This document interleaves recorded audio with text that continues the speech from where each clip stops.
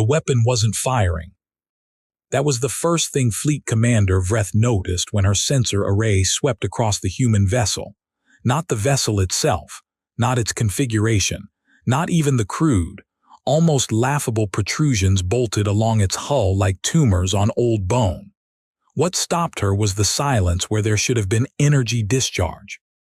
The human ship was holding position 3,000 kilometers off the debris field, and its weapons, those enormous, ridiculous physical weapons, were completely inert.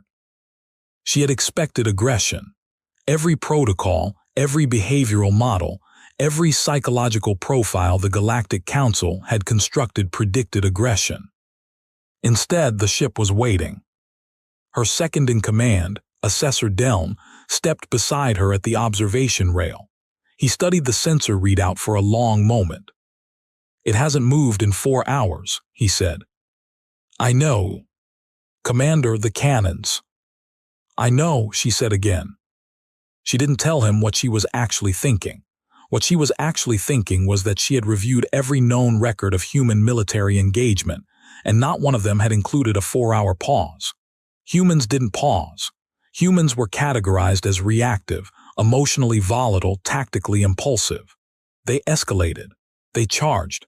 They burned their own resources faster than any species in the documented galaxy because they could not, structurally, wait. So why was this one waiting? 3 weeks before that moment, the Galactic Council chamber had done something it rarely did during formal session. It had laughed.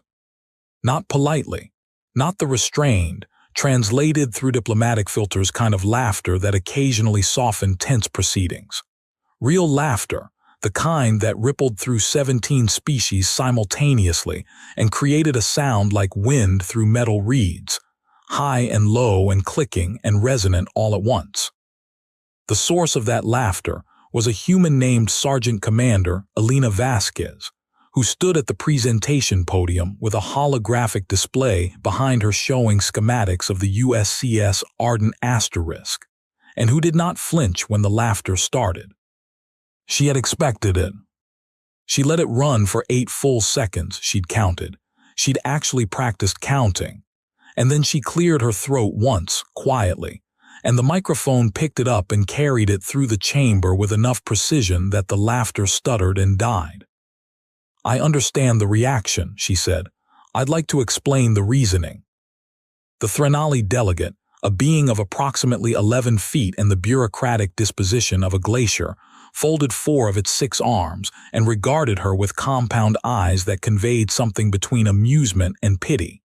"Sergeant Commander, the Galactic Council has reviewed your specifications. Your vessel mounts asterisk physical projectile systems, chemically accelerated, with manual loading interfaces." "That's correct. Our smallest patrol craft has been equipped with directed energy weapons for 300 years. I'm aware. The recoil alone from your proposed configuration would require compensatory stabilizers that would consume 30% of your vessel's secondary power grid." 28, Vasquez said. "We ran the numbers." The chamber went quieter than it had been during the laughter. There was something in her voice that didn't match the math she was presenting, something that made Assessor Deln, seated in the observer's gallery, write a single note in his personal record and underline it twice. She already knows it's inefficient. She doesn't care. He didn't understand why that was more unsettling than if she'd argued the cannons were superior. "The proposal is noted," the Threnali delegate said, in a tone that meant it would not be noted. "The Council's position remains that human vessels seeking Joint Fleet certification must meet minimum armament standards. Directed energy systems, minimum Class 4, with full integration into Council targeting arrays." Vasquez looked at the delegate for exactly 3 seconds. "And if we don't integrate into Council targeting arrays?" The question hung in the recycled air of the chamber. Several delegates shifted. The Threnali's posture changed in a way that Deln had learned to read as discomfort, though most humans would have missed it. "Then," the delegate said, You operate outside Council coordination protocols. Understood. Vasquez closed her display. Thank you for your time. She walked out. She did not look back. Deln watched her go and wrote a second note beneath the first, and he underlined this 3 times. She wanted them to say that. The *USK's Ardent was not a beautiful ship by any standard of galactic aesthetics. Council vessels were built along principles of efficient energy flow, which tended to produce curves, organic tapering, hull profiles that mimicked the shapes of things that moved through natural environments. Speed expressed as form, grace as engineering philosophy. The Ardent was a rectangle with ambitions. It was 847 meters of reinforced titanium alloy composite, with a hull so thick that Vreth's initial scan had returned anomalous readings. Her system had briefly categorized it as a small asteroid because nothing that massive moved under its own power. Along its flanks, evenly spaced in a configuration that served no aerodynamic purpose whatsoever, because it wasn't designed for atmosphere, Vasquez would have pointed out, so aerodynamics were irrelevant, sat 12 weapons emplacements. 12. Each one was a railgun. The human documents called them MK. 9 magnetic acceleration cannons, which was technically more accurate since they didn't use chemical propellant at all, a detail the Threnali delegate hadn't bothered to verify before making his point about chemical acceleration. Each barrel was 22 meters long. Each projectile massed at 40 kilograms of tungsten carbide composite and traveled, at full charge, at approximately 3.2 kilometers per second. This was slower than a directed energy weapon's effective delivery. Much slower. This was a fact every Council weapons analyst had immediately identified, noted, and used to conclude the system was obsolete. None of them had asked the question that actually mattered, which was, what happens to a target after impact? Deln had asked it. 3 days after the Council session, he had pulled every available file on physical projectile weapons history, from human records, from the pre-energy weapon archives of species who'd passed through that developmental stage centuries ago, from theoretical models. He had sat with the results for 6 hours. Then he had written a request to Fleet Command asking to be assigned as observer on the mission that would be tracking the *Ardent's independent operations. The request had been approved with a notation that read, unnecessary but harmless. The *Ardent departed human space 17 days after the Council session. It traveled alone. This, too, was recorded and noted and briefly discussed at a Council security briefing, where the consensus was that the humans were making a statement, demonstrating independence, performing defiance, the kind of gesture that younger species sometimes needed to make before settling into integration. The species psychologists said it was probably healthy.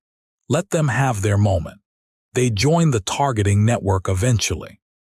They're heading toward the Karath corridor, a signals officer reported at that briefing. The room went quiet again. The Karath corridor was not a place anyone went alone. It was a stretch of space approximately 40 light minutes across, bookended by gravity wells from a collapsed binary system, threaded through with enough electromagnetic interference to reduce most sensor arrays to static, and currently occupied by 3 Vreth-class Council warships maintaining a blockade against Syndicate raider activity. It was also the fastest route between human space and the outer settlement clusters, where approximately 800,000 humans lived on worlds that were increasingly difficult to supply. The Syndicate had been intercepting supply convoys for 11 months. The Council blockade had successfully prevented 3 incursions. It had not opened the corridor. The species psychologists revised their assessment. The humans weren't making a gesture. They were going to try something. They didn't know what. The consensus became, let Vreth handle it. That's what she's there for. Deln had not been at that briefing. He had been on Vreth's ship by then, reviewing data, and he had noticed something in the departure records that no one else seemed to have caught. He read it twice. He read it a third time. The Ardent had departed with a crew of 340. Standard complement for a vessel, its size was 180. He stared at the number and felt something he would later describe in his personal record as asterisk, the specific sensation of realizing you are watching someone do something you cannot yet categorize. He flagged it. He sent the flag to Vreth. She acknowledged it with a single word.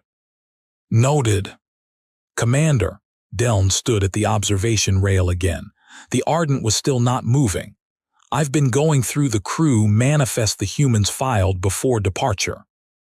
Vreth didn't turn, and they have 40 engineers assigned to weapons maintenance. That seems high. It is high. Standard for a vessel that size would be 6 to 8, but that's not what caught my attention. He paused.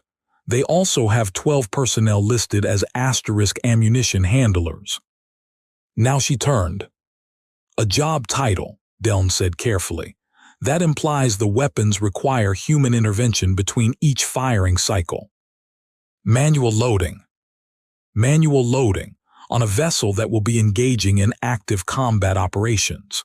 He let the silence hold for a moment. Commander, I want to make sure I'm understanding this correctly. They have assigned human beings to stand next to active railgun mechanisms and physically manage the loading cycle during combat in a hull that thick. The hull is thick, Vreth said slowly, because they need the structural integrity to absorb the recoil. Yes, but it also means energy weapons would need to breach a much greater mass to destroy the vessel. Yes, and if the weapons systems go down, energy weapons go down completely. No intermediate states, no degraded function. Whereas a railgun, Deln said, can fire as long as there is ammunition, power to the magnetic coils, and a human being willing to load it. They looked at each other. They made it harder to kill the guns, Vreth said. And then they staffed the guns with people. Neither of them said anything for a long moment, and then the sensor array chimed once, softly, and the Ardent began to move. It moved toward the Syndicate formation. Not the Council blockade position. Not the gravity well-approach vectors that most vessels use to navigate the corridor. Straight at the Syndicate's forward screen, 4 Syndicate intercept vessels, sleek, fast, energy weapon-heavy, designed specifically for the kind of high-mobility engagement that was the dominant combat paradigm of the current era. Vreth watched the intercept vectors populate on her display and felt something that her training had not specifically prepared her for. They're not trying to go around them, she said. No, they're going at asterisk them. At approximately 40% of the intercept vessel's maximum speed, Deln confirmed, which means the engagement window is going to be extended. Extended, she turned the word over. Extended means more time in the kill zone. Yes. Why would they want more time in the kill zone? Deln had been thinking about this since the Ardent began its approach vector. He had been thinking about the 40 engineers and the 12 ammunition handlers, and the hull that was thick enough to register as an asteroid. And he had been thinking about the railguns that required human beings to operate them at every stage of their firing cycle. I think, he said slowly, that the time in the kill zone is the point. The first Syndicate volley hit the Ardent asterisk 40 seconds into engagement range. 6 directed energy beams, precisely coordinated through the Council targeting network the Ardent had declined to join, struck the hull in a pattern designed to overwhelm point defenses and create cascading structural failure in the primary systems clusters. The Ardent rocked. Its transponder registered 16 hull breaches. Its power readings fluctuated. Then it fired. Not all 12 guns. 3. The forward port array, a single coordinated burst, 3 projectiles in close succession targeting the nearest Syndicate intercept vessel. The first shot missed. The second shot hit the intercept vessel's forward shield array, and Vreth's sensors registered the shield generator going down. Not destroyed, down, overloaded by kinetic impact, in a way that the generator was not designed to compensate for, because nothing in the Syndicate's engineering philosophy had required it to compensate for kinetic impact in 300 years. The third shot hit unshielded hull. The intercept vessel did not explode. It lurched sideways, its propulsion array shredded, venting atmosphere and drive plasma, spinning slowly in the debris field's gravitational gradient. "It's still intact," one of Vreth's officers said. "Of course it is," Deln said quietly, almost to himself. "A 40-kilogram slug at 3.2 kilometers per second doesn't explode. It hits. It transfers energy mechanically. It breaks things that were designed to absorb energy weapons and weren't designed to absorb that. They specifically chose a weapon that bypasses energy shielding," Vreth said. "They specifically chose a weapon that their enemy hadn't trained against, hadn't engineered against, hadn't built doctrine against." He watched the crippled Syndicate vessel drift. For 300 years, no species in the corridor has fired a physical projectile in anger. The engineering memory for how to counter it is just gone. The Ardent took 3 more volleys. Its hull breaches climbed to 31. Its propulsion output dropped to 60%. It kept moving forward, and its guns kept firing. This was the moment, and Deln would spend considerable time later trying to document it precisely, because he understood even as it happened that he was watching something that would be referenced for a long time. This was the moment that he realized the Council had made a fundamental analytical error. Not the error about the cannons, not the error about chemical propellant, which had never been the propellant to begin with. A deeper error. An error so foundational that it had structured every conversation, every assessment, every projection the Council had made about the Ardent and its mission. They had analyzed the cannons as weapons. "She didn't come here to destroy the Syndicate ships," Deln said. Vreth looked at him sharply.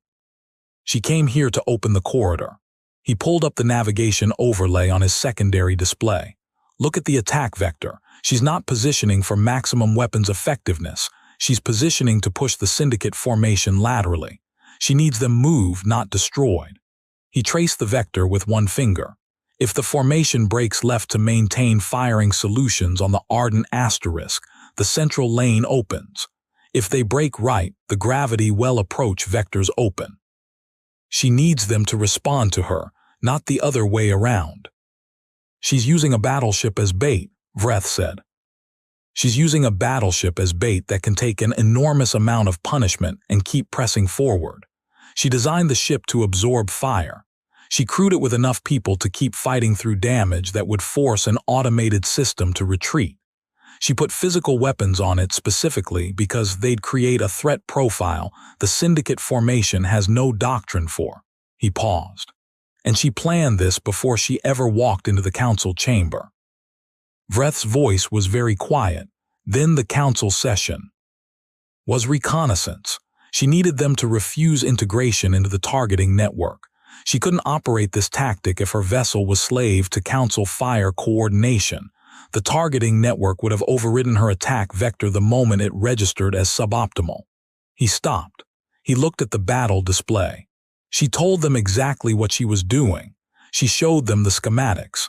She asked questions that would produce the answer she needed. And they laughed at her and gave her everything she was asking for. Vreth stared at the display for a long moment. 3 Syndicate vessels were now maneuvering, not to press the attack on the Ardent asterisk, but to maintain formation integrity against a vessel that refused to behave like anything their tactical systems had modeled. The central lane of the corridor was 40% open. "How many supply convoys can move through a 40% open corridor?" she asked. "Enough," Deln said.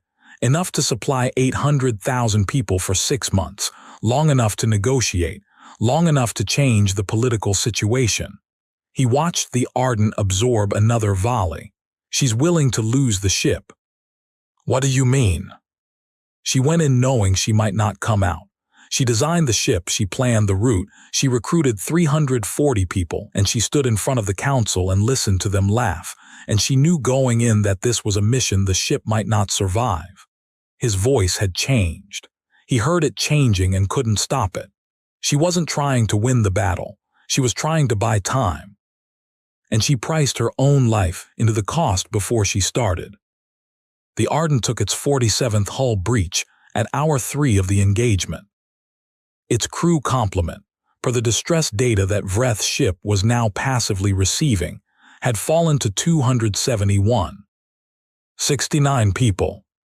69 people in 3 hours, in a corridor of space that the Council had declared a blockade zone, and then quietly decided was someone else's problem. We should go in, Vreth said. Commander, our orders. I know what our orders are. She turned from the display. Her voice was level and exact. I am telling you what we are going to do. Signal the other 2 ships. We are entering the corridor. The Council will. The Council, she said, laughed at her. No one spoke. She walked into that chamber knowing they would, and she let them. And she walked out and she built exactly what she said she was going to build, and she came to the hardest place in the corridor with 340 people, and she has been taking fire for 3 hours. Her hands, she noticed, were flat on the console surface. She made herself lift them. We are going in. The Council received the engagement, data 6 hours after it ended. The formal report ran to 340 pages. It included sensor recordings, tactical overlays, casualty figures, structural assessments of the Ardent's post-engagement condition, and a navigational survey of the corridor's new threat geometry following the Syndicate formation's withdrawal. It also included an appendix that Deln had written himself at 300 shipboard time in the hours after the engagement while the damage control teams were still working. He titled the appendix simply, On the Error of Categorization. The first paragraph read, We analyzed the weapons.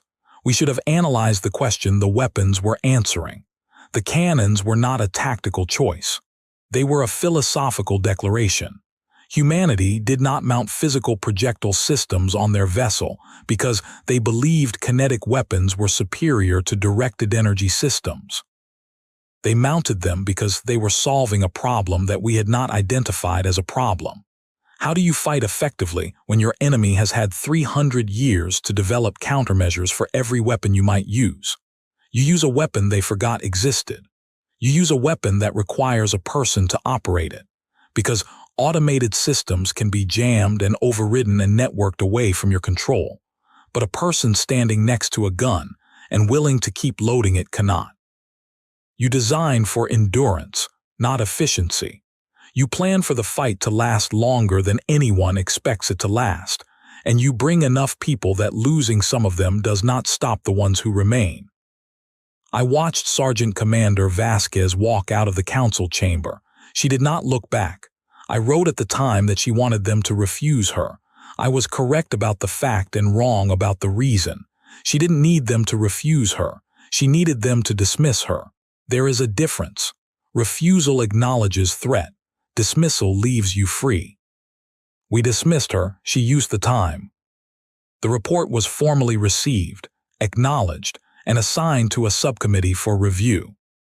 That subcommittee would spend 4 months producing its own report, which would use the word anomaly 11 times. Deln read it when it was released and wrote 1 line in his personal record in response. They still don't understand. The Ardent did not sink. This surprised nearly everyone, including, Vasquez would later admit, several members of her own crew.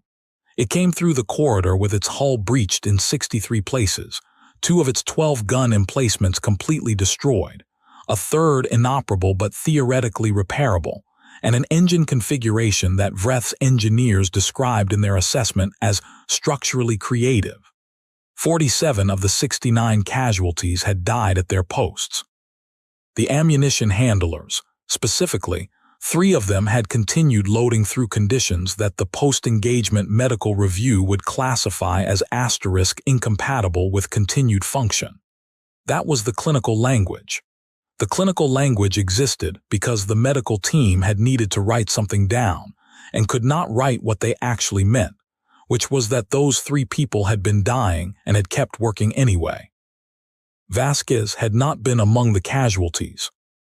She had been at the command station for the full duration, running on stimulants and a particular quality of focused, deliberate calm that Deln had watched on the sensor feed and could not name a word for in his own language. There was a human word for it. He had looked it up later. The word was resolve asterisk, and his translation software rendered it as determination asterisk, but that wasn't right. Determination implied effort against resistance. What he had watched on that feed was something that had finished fighting the resistance internally long before the engagement began. She had already decided. The fighting was just the execution. When Vreth's ship pulled alongside and established a pressurized docking connection, Vasquez had walked across the connector with 11 members of her senior staff. She was not visibly injured. Her uniform was damaged. She held a tablet in one hand with ongoing damage assessment scrolling across it. Vreth met her at the connector hatch. They stood for a moment in the particular silence of 2 commanders who had watched the same thing from different angles and were now standing in front of each other. "You took 63 hull breaches," Vreth said. 64, the last one was cosmetic. Vasquez looked at the tablet, then back up. "Thank you for coming in." "I should have come in sooner." "No," Vasquez said. "If you'd come in sooner, the syndicate might have repositioned instead of withdrawing. The corridor needed to be open before there was a credible threat to their overall formation. Your timing was right." Vreth stared at her. "You calculated our entry window." "I estimated it. We were off by about 18 minutes. You expected us to enter the engagement." "I thought it was likely," Vasquez said. "I planned for the possibility that you wouldn't. That's what the hull thickness was for." Deln, standing behind Vreth, thought about all the things the Council's analysts had said about the hull thickness. He thought about the word anomaly appearing 11 times in a 4-month report. He thought about the laughter in the Council chamber and the way Vasquez had let it run for 8 seconds and then cleared her throat once. "Commander Vasquez," he said. She looked at him.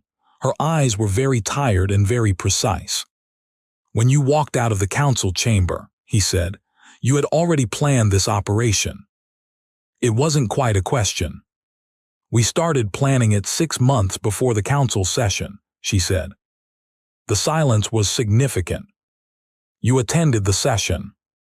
"To make sure we weren't integrated into the targeting network," she said, "and to file the departure documentation under Council oversight protocols, so that the Syndicate's intelligence assets, which monitor Council communications, would see a single human vessel with specifications that looked like a bad engineering decision making an independent run on the corridor."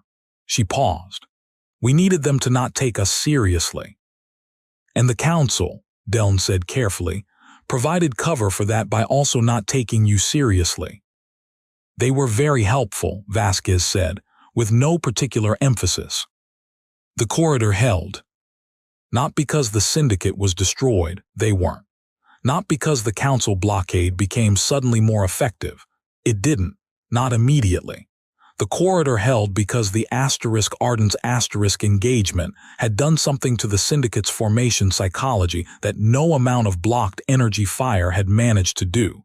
It had introduced uncertainty. A vessel that should have died in the first 20 minutes had stayed in the fight for 3 hours. Its guns had hit targets that shields were not calibrated to stop.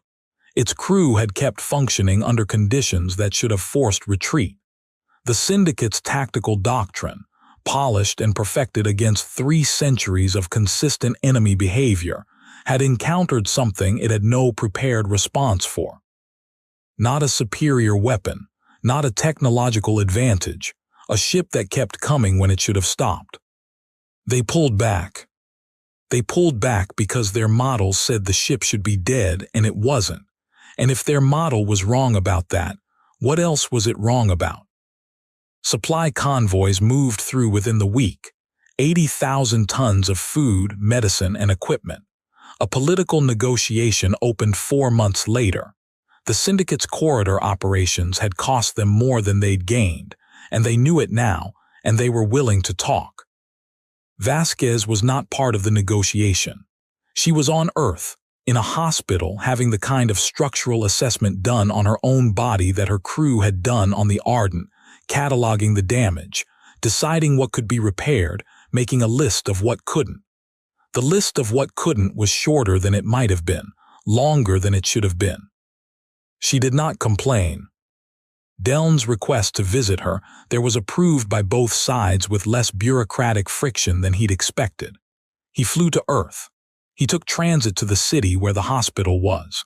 He walked through corridors that smelled of antiseptic and something floral he didn't have a word for, and he found her in a room with large windows that let in a pale yellow light. She was sitting up, reading something on a tablet. She looked at him when he came in. "Assessor," she said. "Commander." He sat in the chair that was clearly designated for visitors. He looked at her for a moment. She looked like someone who had been through 63 hull breaches and was currently engaged in the project of not mentioning it. "I've been reading the Council's report on the engagement. I heard there's an appendix. I wrote it. I heard that too. It doesn't fully capture what I wanted to say," he said. "I wrote it in the middle of the night, in the hours after the engagement, and I was trying to explain to an institution something that I'm not certain institutions can be explained to." She set the tablet down. "What did you want to say?" He thought about it. He had been thinking about it for months, in small increments, picking at it the way he understood humans picked at things that didn't resolve cleanly. He thought about the laughter in the council chamber. He thought about the ammunition handlers. He thought about the specific medical language, incompatible with continued function. He thought about her voice in the council chamber. "I'd like to explain the reasoning," and the 8 seconds she'd waited for the laughter to run itself out. "I wanted to say," he said, "that we have been measuring your species against our standards of efficiency since first contact.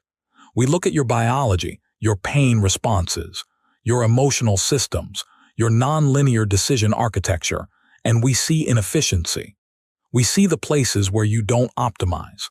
We see the resources you spend on things that don't contribute to survival probability in any model we can construct." She was watching him. "And I think," he said, "that we have been looking at it backward. The things that look like inefficiency are not flaws in your optimization. They are the optimization. You feel things deeply enough to do what shouldn't be done. You attach to each other deeply enough to keep loading a gun when every medical indicator says you should stop. You plan for outcomes you might not survive because the outcome matters more to you than your survival, and that is not irrationality. It is a different kind of calculation than we know how to model." The room was quiet. Outside the windows, the pale yellow light shifted as clouds moved somewhere above the building. "You built the ship to look like a mistake," Deln said. "And then you walked into a room full of people who thought they understood strategy, and you let them see a mistake, and you let them laugh, and you left with everything you needed." He paused. "What I wanted to say in the appendix, what I couldn't find the language for, is that we never identified the weapon correctly." "The railguns." "No, not the railguns." He looked at her directly. "The weapon was the willingness. The hull was thick enough to absorb fire because you needed time, and you needed time because you planned to spend it, and you planned to spend it because you had already decided, before the council session, before the departure, before any of it, that the 800,000 people in the settlement clusters were worth whatever the ship cost. The cannons were incidental. The Ardent was incidental." The ammunition handlers, he stopped. He didn't finish the sentence. He didn't need to. Vasquez looked out the window for a moment. When she looked back, her expression had something in it that he had not seen there before, or perhaps had seen and not recognized.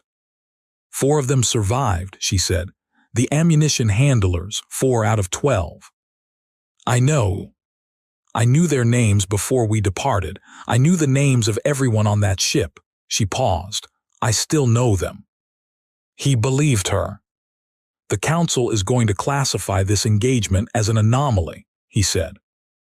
I know. They will write reports. They will identify the specific variables that made it possible.